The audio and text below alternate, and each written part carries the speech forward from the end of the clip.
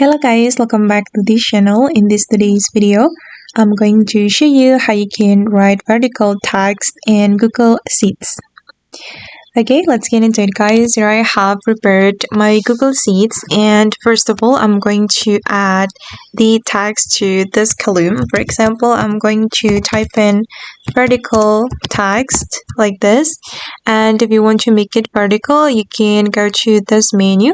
This one, text rotation, and then you're going to make it vertical.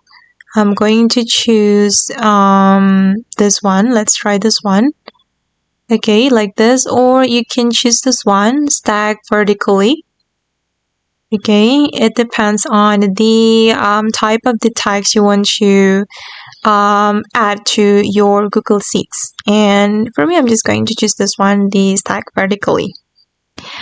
Okay, and that's all the way to write vertical text in Google Sheets. I hope this video will be useful for you.